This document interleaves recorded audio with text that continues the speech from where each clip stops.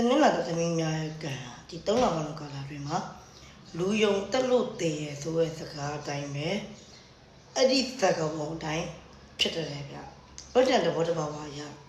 ဒီရှင်ဒီကလာမှုမှာတွားတတိလာတတိစောတတိနဲ့အနေတိုင်းတေချာဆင်ကျင်ပါဗျ။ဘာလို့လဲဆိုလို့ရှိရင်ကိုယ့်ရဲ့မိတ်ဆွေရင်ကိုယ့်တငယ်ချင်းရင်ကိုနဲ့ခင်မိပါလေဆိုတဲ့လူရင်းကြီးရပဲကိုယ့်ရဲ့နောက်ကျောဓာတ်နဲ့ထိုးရတယ်ဘယ်လိုမျိုးလဲဆိုလို့ရှိရင်စီးပွားရေးရတော့လည်းကောင်းအခြေအနေနိုင်ရတော့လည်းကောင်းလူမှုရေးအရတော့လည်းကောင်းအဘဘကတော့လည်းကောင်းကိုမကျေနပ်လို့မနာလို့စောက်ကြည့်နေရလို့ရှိတယ်ကိုကတော့ဘာရမို့ဒီတိုင်းပဲပေါ့ပေါ့လေးတွေးတာပဲမယ်သူတို့ကကိုမျက်စိတောက်တောက်ကြည့်နေတယ်အခြေအရဆိုလို့ရှိရင်ကိုကြိုက်နေလူကိုရဲ့ချစ်သူအိမ်တော်ဘက်ကိုလည်းမထားပဲနဲ့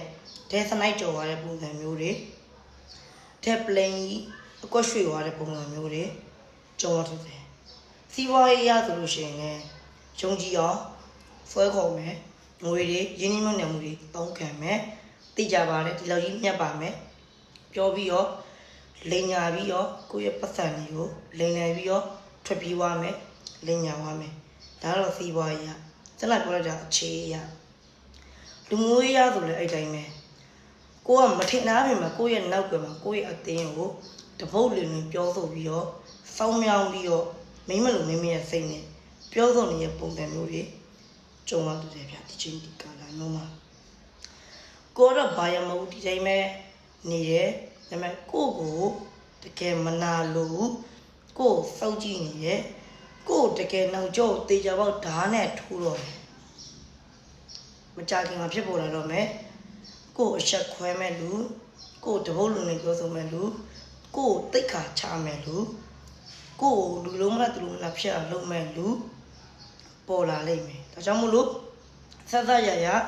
တွားတတိလာတနည်းနဲ့နေပါဘုဒ္ဓမတိချင်းဒီကလာမျိုးမှာအယုံကြည်မထားပါနဲ့ဗျအယုံကြည်ထားမိတဲ့လူကကိုယ့်ရဲ့အနီးဆက်ဆုံးကိုချုံမြောင်းပြီးတော့တက်ခိုင်းမဲ့ရန်သူပဲဖြစ်ပါတယ်ဗျဒါ